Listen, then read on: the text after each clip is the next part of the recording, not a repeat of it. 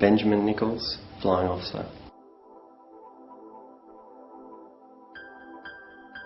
At the moment I'm the Aircraft Maintenance Officer at 76 Squadron, so that means I'm one of a few junior engineering officers who work for a senior engineering officer who's a higher rank than us and has more experience. And we work on a day-to-day basis to maintain the aircraft's serviceability.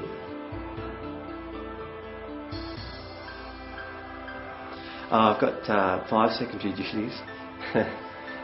Not all of them I work on all the time.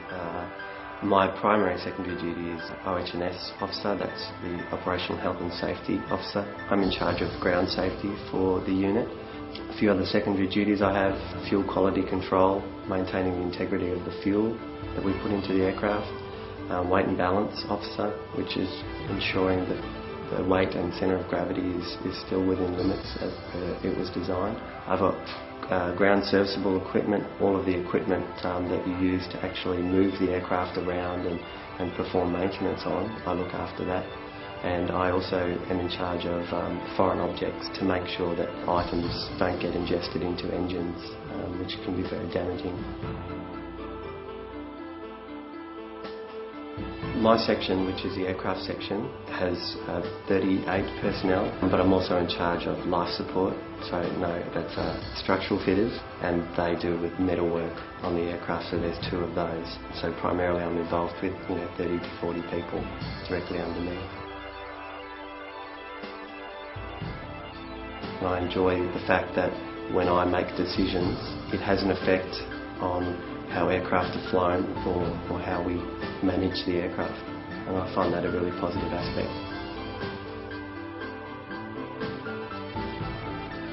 Well, we arrive to work and our main aim is to get the aircraft serviceable for the flying for the day. We arrive before the aircrew so that we can get the aircraft ready. We then brief the aircrew on what are the problems with the jets, what are the positives, how many we've got serviceable, how many they can fly that day, and whether or not we can meet their flying program. Then throughout the day I'm involved with the maintenance aspects. When we're trying to get the rest of the aircraft serviceable, I deal with those issues.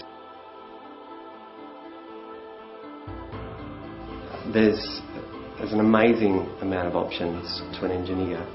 We have an engineering development program which allows funds to be set aside for every engineer to do professional development courses in virtually any area of their choice, as long as it aids to developing them as an engineer. I've done space concepts and operations. I'm looking at satellite operations.